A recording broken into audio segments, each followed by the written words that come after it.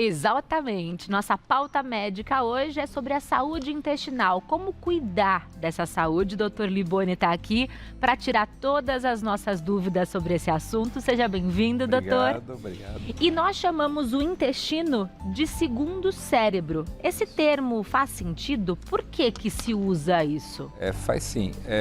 Uma que existe uma comunicação muito grande entre o teu estado emocional com a parte intestinal. Uma que existe uma ligação direta, nervosa, principalmente o nervo vago, né? Que faz essa conexão, é um cabo que conecta a parte nervosa, fora a quantidade de neurônios que existe no intestino, que é uma coisa absurda, né? Então existe uma comunicação muito grande entre o cérebro e o intestino, no que você come, nos teus estados emocionais e acaba afetando, sem dúvida nenhuma, a saúde da gente. Então, o meu fator emocional interfere diretamente no meu intestino. Sim. Se eu estou estressado, se eu estou chateado, eu posso ter complicações intestinais. Para você ter uma ideia, a serotonina, que é um dos hormônios do bem-estar, do bom humor, 70% é produzido no tubo digestivo. A GABA, por exemplo, que é uma importante substância que faz com que a gente fique com bom humor, são produzidos por bactérias que habitam o nosso intestino. Então, ele está extremamente relacionado à nossa saúde, sem dúvida nenhuma. O que é uma saúde intestinal boa? É uma pessoa que vai todos os dias ao banheiro? Essa regra é uma máxima ou isso não significa que a minha saúde intestinal esteja bem? Isso é legal você perguntar, porque assim, tem muita gente que passa um dia sem ir ao banheiro, já fica preocupado e acha que tem que evacuar todos os dias. Não é assim. Então, você pode evacuar uma vez ao dia, você pode evacuar 2 até 3 vezes ao dia, você pode ficar um dia sem ir ao banheiro, até 2 é considerado normal. No terceiro dia, a gente já considera como tendo algum problema de obstipação. Então, o ideal para ter um intestino saudável é isso, é alimentação, beber bastante líquido, fazer atividade física, uma alimentação rica, a gente brinca que é mais descascar do que desembalar. Né? Isso é importante, porque você vê hoje o pessoal, não quero fazer suco, vai lá, pega as coisas de caixinha. Então, comer frutas, legumes, verduras, mais produtos naturais, isso vai ajudar bastante.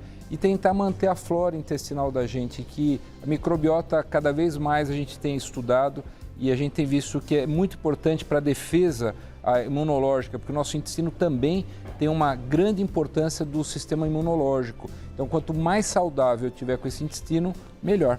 Então, um intestino saudável é uma pessoa que adoece menos? Tem ligação direta? Adoece menos, exatamente. Então, por exemplo, tem gente, hoje, até uma coisa que a gente tem discutido bastante, graças a Deus acabou isso, antigamente se tomava antibiótico, a Deus dará, né? Então, hoje, o antibiótico, quando a gente toma, a gente também muda a flora intestinal, muda a nossa flora boa, ruim. Então, existem essas limitações. Então, a gente precisa tomar muito cuidado com cigarro, com bebida alcoólica, com condimentos, essas coisas todas. Então, procurar fazer uma alimentação regrada, não ficar muito tempo em jejum ou fazer refeições muito volumosas ou rica em açúcares, por exemplo, né? Então, tudo isso acaba contribuindo para a nossa saúde. Hoje em dia cresceu o consumo de probióticos. O que são os probióticos e eles são realmente necessários? Então, os probióticos são diversas bactérias boas que habitam o nosso intestino e a gente pode melhorar isso através de alguns derivados, né, que a gente consegue desde produtos naturais que a gente produz em casa, desde o kefir e outros, né, iogurtes, até mesmo produtos já prontos. Então, quanto mais lactobacilos nós tivermos, mais essas bactérias boas vão servir de barreira contra bactérias que produzem gases, que contribuem para processos inflamatórios e diarreias, né? E também tem os prebióticos, que são as fibras solúveis que a gente... Por isso que é importante comer salada, verduras e legumes, que são as comidinhas para essas bactérias. Então, eu tenho que estar sempre melhorando, reforçando essas bactérias boas e tenho que garantir a alimentação. Agora, quando eu dou açúcar e todos esses produtos industrializados, eu estou alimentando as bactérias ruins. Então, por isso que dá a disbiose, que é aquela alteração que forma gás, a barriga fica dolorida, distende e tudo mais. Vamos falar um pouquinho, então, sobre essas alterações. Quais são as mais comuns? A disbiose é uma delas. Quais são as outras? De alteração de flora? Isso. Então, a disbiose é uma delas. E aí você pode ter outras coisas, por exemplo, como diarreia, né? Então, a diarreia é uma coisa que pode acontecer porque você vai mudando a tua flora intestinal e você pode, com um processo inflamatório, estar contribuindo para algumas intolerâncias alimentares, você pode estar piorando algumas doenças autoimunes, como doença de Crohn, retocolite. Que doença é essa, a doença de Crohn? A doença de Crohn, ela é uma doença autoimune, ela tem alguns fatores genéticos, normalmente você tem o pai ou mãe que tem, normalmente acaba tendo alguma associação, mas ainda tem muito se estudado a origem, né, como todas as doenças autoimunes, e você cria trechos do intestino, que pode ser desde a região da boca até a região anal, processos inflamatórios. Isso é muito ruim porque pode causar diarreias, emagrecimento, você pode anemias importantes, muitas vezes pode causar fístulas, pode causar abscesso, e são tratamentos bastante prolongados. São doenças crônicas, são doenças que não se curam, mas existem remédios muito bacanas hoje em dia, desde os imunoduladores até alguns imunossupressores, até com os imunobiológicos que vieram para ficar e estão fazendo a grande diferença na vida desses pacientes. Quando esses pacientes vão para uma mesa de cirurgia porque tiveram uma complicação, porque o intestino grudou ou fistulizou, são realmente cirurgias muito difíceis. Então, por isso que é importante ter essa alimentação muito saudável. Aqui estamos vendo imagens da doença de Crohn e também da colite ulcerativa. A retocolite é diferente. A retocolite também é uma doença autoimune, mas ela tem uma característica um pouquinho melhor, mais benigna do que a doença de Crohn. Também ela responde bem a uma série de produtos como a mesalazina, a sulfasalazina, os imunoduladores e até os imunobiológicos. E a gente está tendo uns tratamentos muito bacanas para essas doenças que não se tinha antigamente e o resultado está sendo bem bacana. E entre elas também a reposição da flora intestinal, que a gente não falava e a gente está colocando a flora como um importante tratamento para essas doenças. Hoje em dia, muitas pessoas também têm o diagnóstico de síndrome do intestino irritável. Que síndrome é essa? Então, aí você vê como é tudo um balaio, né? Para você diferenciar o que é doença diverticular, o que é retocolite. Muito próximo, muito né? Cada um dos né? diagnósticos. E então, a síndrome do intestino irritável, normalmente ela está associada também a essa alteração de flora intestinal. Ela está associada também, desde que você afaste alergias e intolerâncias alimentares, ela está associada a uma mudança do intestino de uma maneira que você transforme um processo inflamatório local ali e a comunicação entre o cérebro e o intestino fica muito confusa. Então ele não sabe se ele comeu muito ou se ele comeu pouco, se ele tem que soltar muita enzima digestiva ou não, se vai ter diarreia ou vai ter obstipação. Isso está muito associado a fatores emocionais, aí realmente isso conta muito. E aí também tem a associação não só emocional, mas comer rápido, porque eu estou ansioso, eu estou olhando o celular, eu não estou vendo direito, eu estou tomando refrigerante junto, eu estou comendo muita coisa açucarada e isso acaba piorando muito. São doenças benignas normalmente, elas não causam câncer, nenhuma doença, a síndrome do intestino irritável, mas ela traz muito desconforto para o paciente. Imagina que se eu estivesse dando uma entrevista, minha barriga estaria grande, fazendo barulho, distensão, as pessoas estão numa reunião, ficam ouvindo, então é bem desconfortável. Então aí tem que ter toda uma mudança de estilo de vida, mudança de hábitos alimentares, exercícios físicos e assim por diante. As mulheres sofrem mais com essas doenças do que os homens? Sofrem por causa dos hormônios. Principalmente a progesterona, né, é um dos hormônios que afeta mais esse tipo de situação. Na ovulação, menstruação, gravidez, né, como é no teu caso, né? Então as mulheres ficam mais obstipadas ou formam um pouquinho mais de gases. E então as mulheres acabam sofrendo um pouquinho mais. Falando da gravidez, é verdade que o parto natural, ele entrega para o bebê uma proteção extra nesse caráter que a gente trouxe dos como é que chama? Organismos? Isso, micro-organismos, do que uma cesariana, ou isso é um mito? Não é um mito não, isso é uma coisa importante que você está falando, vocês estão pesquisando, hein? Sim, estamos estudando. Então, e o que é importante a gente falar é que muitas dessas doenças autoimunes, elas estão relacionadas a bebês super protegidos, né? Então não deixa brincar, não deixa pôr a mão na boca. Então isso cria uma imunidade, animaizinhos, né? Então que a gente tem em casa, isso melhora muito a flora intestinal da criança. Quando a criança nasce de parto normal, ela tem o seu primeiro contato com essas bactérias da flora vaginal da mulher. Então isso garante, de uma certa maneira, a primeira colonização intestinal e a proteção dessa criança contra micro-organismos. Não só isso, como a amamentação também, que também serve de estímulo humoral. Então, quando eu tenho a cesárea, eu acabo não tendo isso, tá?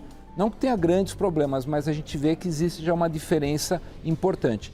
Então, quanto mais essa criança, desde pequenininha, vai tendo estímulos infecto-contagiosos, ela vai modulando o intestino dela. Porque se eu protejo demais, quando ela fica maiorzinha e ela tem contato com alguma bactéria ou alguma coisa estranha, a resposta imunológica é exagerada.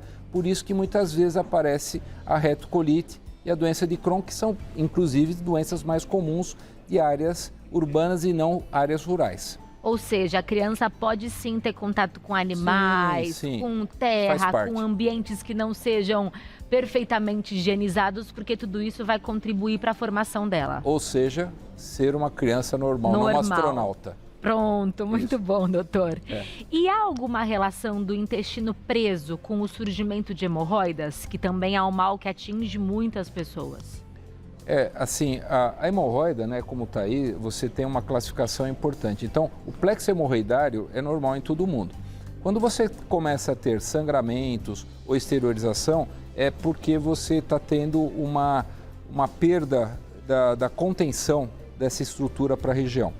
Então, quando eu sou obstipado, por exemplo, eu forço demais a região e eu vou puxando a região do reto em direção do ânus e vai exteriorizando isso. Então, sem dúvida nenhuma, ela vai contribuir para isso. Tanto que um dos primeiros tratamentos que a gente fala, olha, coma 25 gramas de fibras por dia, beba bastante água, faça atividade física, sente no banheiro, não fique olhando o celular, se concentra para poder evacuar e fazer o que tem que fazer. Não adianta comer fibra e não tomar água. Agora, existem prolapsos muito importantes, principalmente em grávidas, multíperas, que já tiveram outros partos, que acaba você tendo o prolapso tão importante, a hemorroida tão importante, que ela fecha a portinha de saída.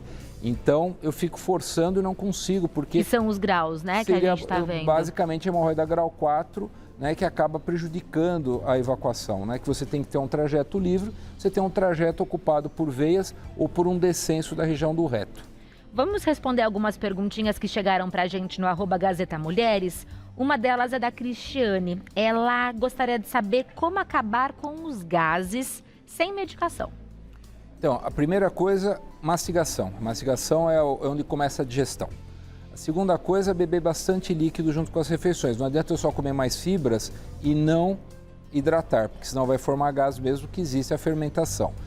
Evitar açúcares, evitar adoçantes, principalmente, porque adoçante também contribui para isso. Evitar sucos de caixinha que tem excessos de frutose. Evitar líquidos com gás, né?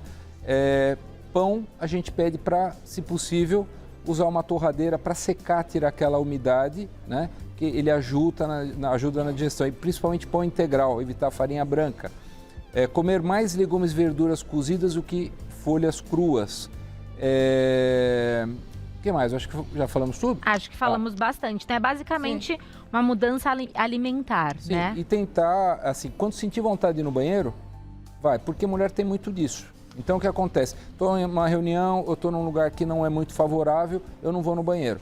Então, as fezes acabam voltando e acaba prejudicando também. Então, se possível, criar um horário para ir no banheiro. O melhor horário sempre é 20 minutos após as refeições e, se possível, de manhã, que é o melhor horário que o peristaltismo está melhor. Então, você evacuando, eliminando aquela massa de fezes, você acaba também melhorando isso. A atividade física também tem o poder de mexer nessa massa e facilitar a evacuação? Melhora, porque melhora a prensa abdominal, porque o abdômen fica mais firme, melhora toda a parte humoral, né? A parte hormonal da mulher, principalmente, e faz com que você tenha, principalmente no períneo, um fortalecimento, porque tem muitas mulheres também que têm o períneo enfraquecido, né? Ou por falta de atividade física, ou porque elas são muito obesas, ou porque tiveram partos, principalmente gemelares, né? Então, o exercício físico acaba, ou yoga, ou pilates, ou uma musculação, acabam colaborando para que você melhore a evacuação. A Rezende Jéssica fez uma pergunta relacionada à Covid, já que os casos estão voltando. Ela trouxe o seguinte, que ela está se recuperando da Covid e ela teve muita diarreia. O intestino dela sempre foi regulado e ele está demorando para voltar ao normal. É comum isso acontecer quando a gente fica com alguma questão como Covid ou outras doenças? O Covid ele é um bichinho chato, hein? Tá dando trabalho faz tempo. Mas graças a Deus agora ele está numa forma mais leve, ele está se transformando em um vírus parecido com os vírus normais de gripe que a gente tem por aí. Mas infelizmente ele acaba contribuindo para algumas enterites. Então ele inflama principalmente a parte intestinal. Existe uma mudança da flora importante. E aí a gente tem que, quando se usa muito antibiótico também pode ter uma mudança da flora e pode ter o aparecimento de infecções como o clostrídio. Então, infelizmente, ela vai ter que fazer uma investigação, caso ela tenha tomado antibiótico, para ver se ela está com a presença do clostrídio. Ela vai ter que fortalecer a flora intestinal, seja com lactobacilos, uma dieta bem restrita e algumas medicações que ajudam a diminuir a eliminação de líquidos do tubo digestivo. Ela não deve tomar remédio que bloqueie, porque isso pode dar uma colite e piorar a situação. Mas o médico dela pode passar essa informação para ela e vai ficar bem tranquilo. E afastar problemas que estão associados às vezes, porque muitas vezes ele acaba cometendo o fígado também, então dá algumas hepatopatias, algumas alterações do pâncreas, mas tudo isso é passageiro, depois vai melhorar. E para encerrar, doutor, essas doenças autoimunes que você apresentou para a gente, se não tratadas, elas podem virar câncer? É a pergunta da Ana Paulo Sartarello. Tá, cimitocina irritável não, que é uma doença benigna, doença diverticular não, alteração de disbiose não, mas a retocolite Crohn, como ela é um processo inflamatório, ela gera uma alteração da mucosa e surgem mais pólipos. Então, a tendência de você ter câncer é um pouco maior do que a população. Então, se sugere que se faça o tratamento dessas doenças e acompanhamento linear, ou seja, horizontal, com um gastroenterologista, e se faça exames endoscópicos ou pesquisa de sangue oculto nas fezes e marcadores específicos, exatamente para afastar a possibilidade de ter um aparecimento de câncer. A gente sabe que se fazendo o tratamento correto, as chances diminuem bastante. Então, lembrando que são doenças crônicas, nós não curamos, mas entramos em remissão. Mas mesmo assim precisa ter o acompanhamento. Dr. Nelson Liboni é cirurgião geral e do aparelho digestivo e você encontra mais informações sobre ele no @clinicafactum. O site é clinicafactum.com.br. Sempre um prazer recebê-lo. Aprendemos muito, doutor. Muito obrigada. Tá. E agora a Rê vai continuar falando sobre esse assunto, só que trazendo chás e alimentos que contribuem também para a nossa saúde intestinal. Rê, é com você.